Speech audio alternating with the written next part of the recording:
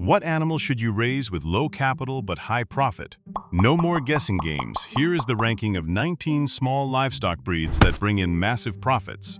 Divided into 5 tiers from lowest to highest: D tier, C tier, B tier, A tier, and the ultimate S tier. Every week, I share grounded insights on organic gardening and intentional living. Hit subscribe to ensure you're getting authentic, earth-first advice you can actually trust, straight to your feed.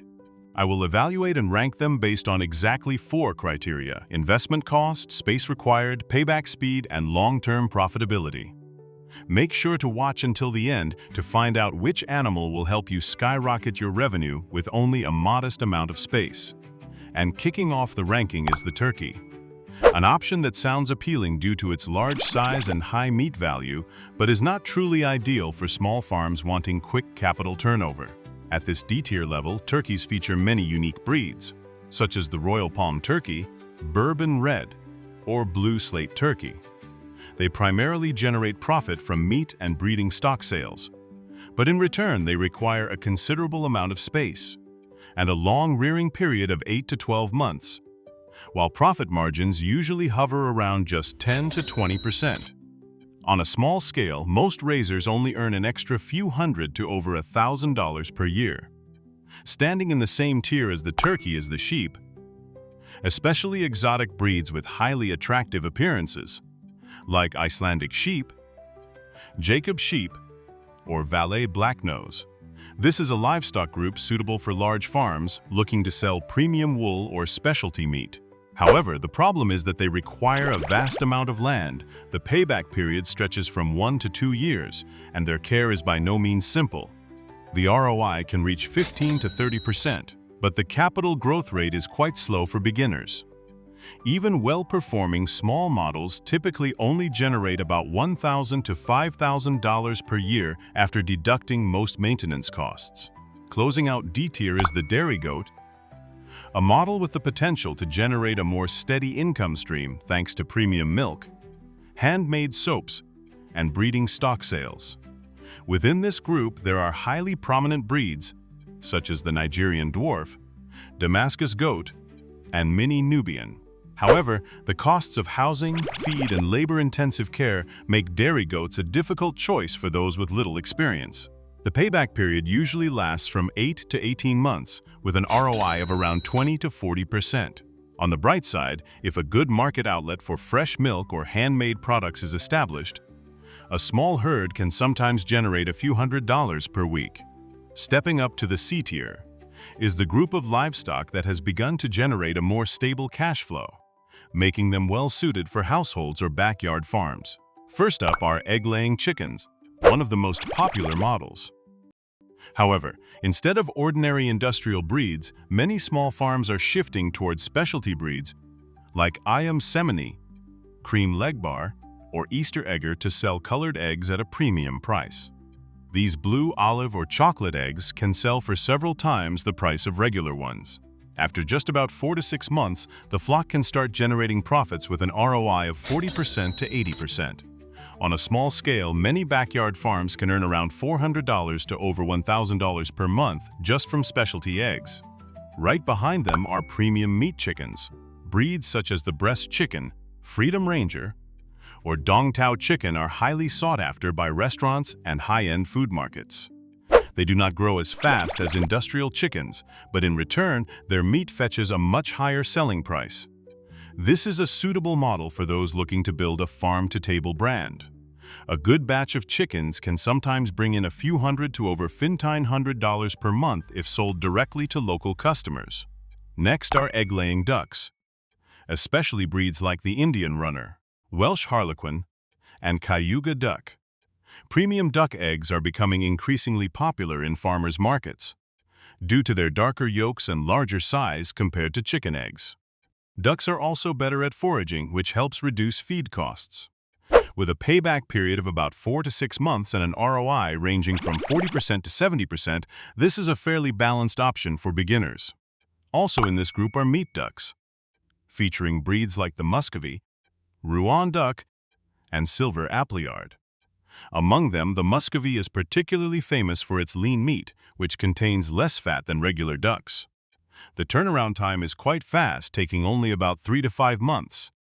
A small-scale model selling meat directly or supplying local restaurants can sometimes generate a few hundred to nearly $1,000 per month.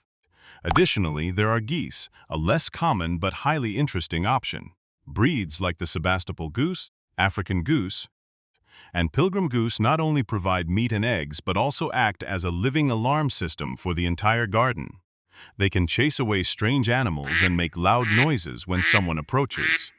Although the payback period is quite long, around 8 to 12 months, many small-scale operations can still generate an extra few hundred to a few $1,000s per year by selling breeding stock and hatching eggs.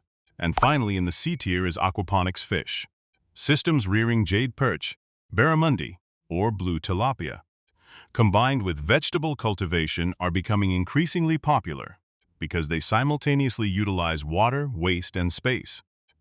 This model offers a quite good ROI, sometimes reaching the 100% threshold, but it requires significantly higher technical skills compared to traditional farming.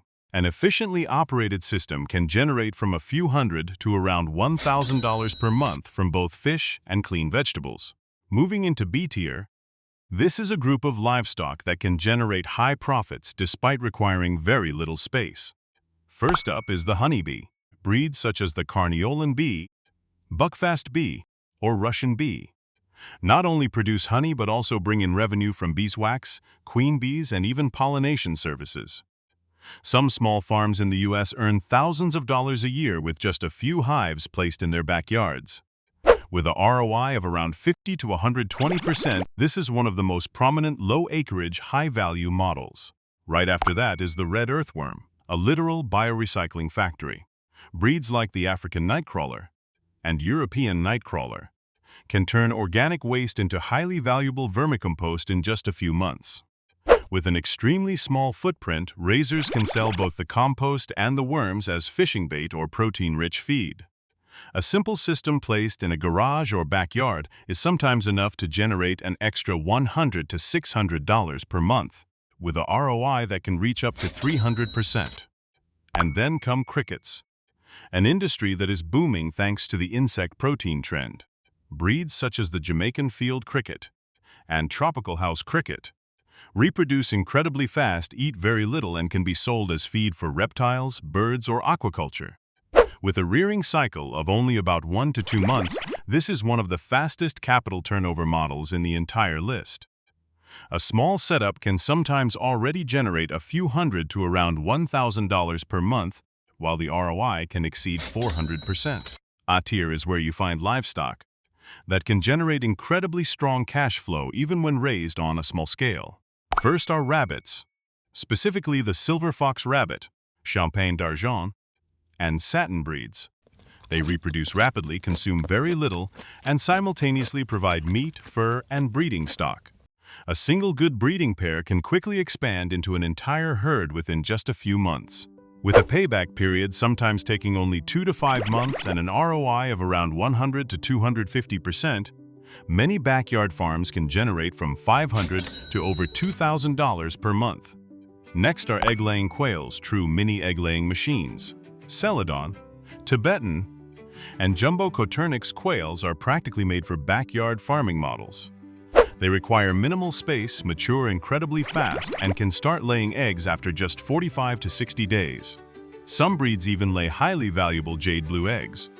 With just a few small rows of cages, many raisers can already bring in several hundred to over $1,000 a month, while the ROI sometimes surpasses the 300% mark.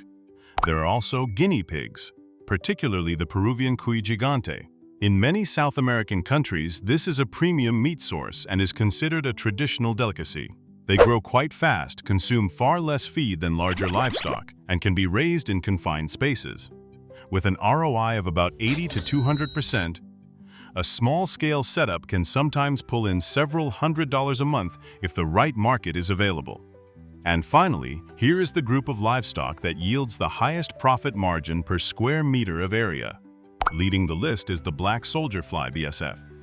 Instead of generating direct profits the traditional way, they drastically slash feed costs by converting organic waste into live protein. Many farms can reduce their feed expenses by 50 to 70% solely thanks to this system. With an ROI that sometimes surpasses the 1,000% mark, this is virtually a protein recycling factory rather than conventional livestock. Right alongside them is the Artemia and water flea group, featuring species such as fairy shrimp, moina, and Daphnia magna. These are incredibly valuable live food sources for ornamental fish, shrimp, and aquaculture breeding stock. They reproduce so rapidly that just a few small water tanks can generate a stable monthly income. Many mini systems can bring in $100 to $500 per month despite occupying only a tiny corner of a house or greenhouse. Another ROI monster is the dubia cockroach. This species is tiny, yet it's the ultimate fear for many huge humans like us. If you're scared, feel free to skip this part. But if you still want to watch and are still a little creeped out, I'll cover its face for you, along with variants like the dubia roach and red runner roach. Although it may sound intimidating, this is actually one of the most valuable insect proteins for the reptile, bird, and exotic poultry markets. They require almost no space yet possess the ability to reproduce continuously year-round. A stable colony can sometimes generate from a few hundred to over $2,000 per month, with ROI fluctuating between 200 and 600%. And closing the ranking is the silkworm, with varieties such as the mulberry silkworm and airy silkworm. These are not only a source for silk production, but also an extremely nutrient-rich protein feed for fish and poultry. A short rearing cycle, low costs, and the ability to utilize mulberry leaves make silkworms a small but highly efficient model if a proper output market is established. In many cases, a small-scale system can generate from a few hundred to around $1,500 per month, with an ROI of up to 500%. Interestingly, after looking through this ranking, most people will be immediately drawn to the S tier, those high ROI models like black soldier flies, Artemia, or dubia roaches. And that is completely understandable. Who wouldn't want to pick the animal with the highest profit margin to make money faster? But in reality, a high ROI does not always equate to the most suitable model for you. Because the higher up the tiers you go, the more niche the market typically becomes, the harder it is to secure offtake, and many models require you to overcome a massive psychological barrier. Raising roaches, flies, or worms can be incredibly profitable, but not everyone is ready to turn their garage or basement into an insect farm. And without a stable market, even the highest ROI model can end up as a bunch of plastic bins filled with creatures that you cannot sell to anyone. Meanwhile, C-tier or B-tier models like specialty-laying hens, ducks, honeybees, or quail are often much easier to sell because the market already exists right around you. They might not generate a 1,000% ROI, but they are stable, easily scalable, and simpler to build a local brand around. That is also why so many successful backyard farms do not start with the species that has the highest profit margin, but rather begin with simple, fast turnaround livestock to generate a steady cash flow first. In other words, the highest tier is not always the best choice. The best animal is the one that fits the space you have, the market around you, the amount of time you are willing to spend, and whether you actually want to take care of it every single day. Because in small-scale farming, what makes you wealthy in the long run is not just the ROI, but your ability to maintain the model long enough for it to truly grow. And now I am genuinely curious. If you had a small backyard and could only choose exactly one model from this list to get started, which one would you pick? Please comment your choice below. And if you love backyard farming ideas, self-sufficiency, and making money on a small acreage, do not forget to like, subscribe, and hit the notification bell so you do not miss the next rankings. Thank you, and see you next time.